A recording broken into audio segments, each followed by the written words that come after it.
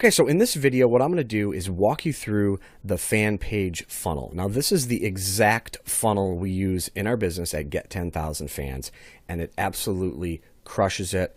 And if you do this exactly the way that I'm about to show you in this video, or that's outlined in this diagram, you will succeed online. But there's a lot of moving parts here and a lot of elements, and if you miss just one, you could potentially spend more money on advertising than you make. So this is all about being profitable, and it's all about just designing a funnel so that works on autopilot, so you can go out and enjoy your life and not have to just stress out over, making a living. So here we go. It all starts with your squeeze page. So the funnel, the first part of the funnel is the squeeze page, and this typically gets installed. It's a custom tab that's installed on your Facebook fan page. So you would drive traffic to the custom tab, which is the squeeze page. Now, on the squeeze page, you could offer some type of bribe, some type of free content that helps your target audience. This could be a video, it could be a PDF, it could be a mind map. Anything that's going to, move them from point A to point B. Point A being where they are now, point B being where your product will ultimately take them if they follow your advice. So that's the squeeze page. It all starts with the squeeze page, which is basically an opt-in form, so they can type in their name and email address to get the free thing that you're giving away.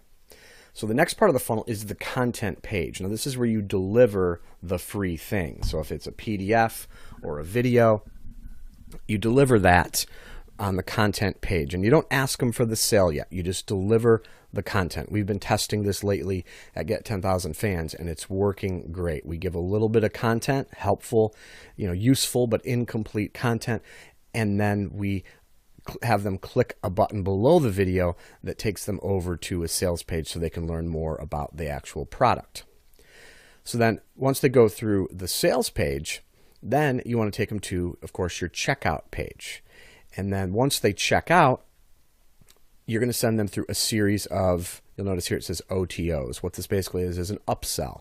So if you're selling, let's say, some type of information, the best type of one-time offers or upsells, we learned this from one of our marketing courses that were our marketing classes that we attended. It's basically called speed and automation.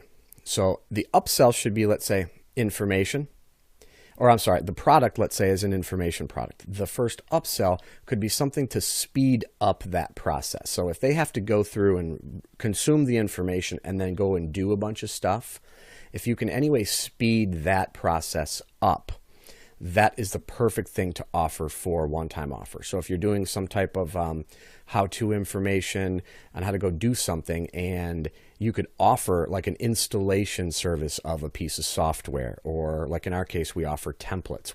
We show you how to, in one of the products we offer, we show you how to install a custom tab, and we give you the code to do it. But then for the upsell, we offer a pre-designed, beautiful custom tab templates. So it just makes things, faster. So that's a great type of upsell. And then you want to continue down the line. If they purchase that upsell, you can send them to another page that makes another offer. It doesn't have to be like a speed and automation type, but it has to be something related. So in our case, like we like to offer, by the time they get to the end of our funnel, we like to offer them Facebook ads training. We have this Facebook ads course called Facebook Ads Academy, and that's what we offer for one of the second, I think it's the second or third upsell. And then once they get into or purchase the products, then they go into the members area. And that is basically all the moving parts of the funnel. You have the squeeze page, the content page, sales page, checkout page, and then upsells, and then members area. Now, you'll notice over here we have these emails, right? And then we have this thing down here called the bucket. Emails over here, the bucket. So here's how this works. Basically, all of the leads that come in your funnel are not going to purchase your product. It's just the fact of life. They're not all going to purchase. It'd be awesome if everyone that came through our funnel, all 100% of them purchased, but it's just not the case. Sometimes it takes a little more information, a little more time. Kind of like when you're, first involved in the dating process. You don't just go for the gusto. Sometimes it takes, a little warming up, little dinner, a little wine, So day one, again, you just want to send some helpful information.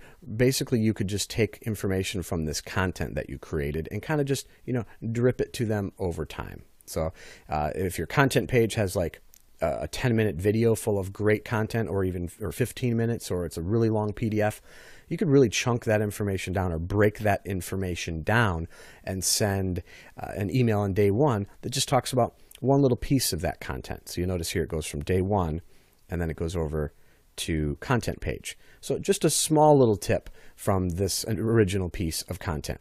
Day two, send another one. Day three, send another one. And ultimately what happens is after they go through your autoresponder series, they end up in what we call the buckets. So they're done with the autoresponder. They're not going to get any more automated messages. And then now with the bucket, it's basically that's your broadcast email list. So then you can go over here and just email the bucket list and send them more useful content, send them to webinars, send them to launches, JV promotions, special offers that you might have. And then if you mail this, I'm not sure exactly what we do, but I think we email this like once a day, to be honest with you. I think it's once a day. We email one of these types of things to the bucket list. And if it's content, again, you'd give some good, useful content and then put a link underneath the video, if it's video, to go and purchase a different product of yours maybe, or an affiliate product, something like that. But you want to do some type of, the content works the best. Or if you're going to do webinars, that's great too. We don't do a ton of webinars. But any one of these is fine. And then, of course, if you have a new product launch coming, you'd want to launch it to to the bucket list as well. And then if we move over here to the checkout page, some people do this. I'm not sure if we do this or not anymore. I'd have to check, but there's an order. Basically, this is an opt-in form on the order page. So you could, instead of just letting them check out, you could ask them to opt into a list, then check out. And if you do that, you could do the same kind of thing. You send out an email that says, hey, I noticed you you got through the checkout process, almost all the way through the checkout process, but you didn't quite finish. Can you let me know what happened? Did you have a problem? You could start out with you could start this email series with that tone instead of, it's going to be different, of course, than if they came through the squeeze page. So this is just kind of like a helpful type, follow-up series that says, hey, I noticed you didn't buy. Did you have any problems? Then maybe the next day, if you could send them a survey and just keep touching base, finding out what's going on and why they're not making a purchase. Really, that's really what you want to do with something like this. And now they'll eventually, after day 7 or day 8 or whatever it is, they'll end up in a bucket. So you'll have 2 separate buckets, one for leads and then one that went through the checkout page. And again, all of this is really optional. This is optimal, I should say. It's optional, and yet it's optimal. If you do this, you're going to have great results. But to start, you really want to just focus on the squeeze page, content page, sales page, checkout page, OTOs, and then, of course, your members area. That's the gist of the fan page funnel, or any marketing funnel for that matter. So yeah, take a look at this and see where you can, how similar yours looks to this setup. But this is basically our setup, and it's just crushing it lately. It's working fantastic. And the great news is we're actually launching the fan page funnel here in a couple of weeks. I don't have the exact date yet, but we're going to actually walk you through each one of these sections of the funnel so you can get this set up in your business if you don't already have it set up. And we'll also be able to help you one-on-one or maybe in a group setting. I'm not sure exactly how that's going to work, but we're going to be able to, if you want our help, we'll actually help you get this set up in your business. More of like a coaching one-on-one type thing. So look for that. Look for that in a couple of weeks here. And then that's it. So I hope you enjoyed this video, and we'll see you soon.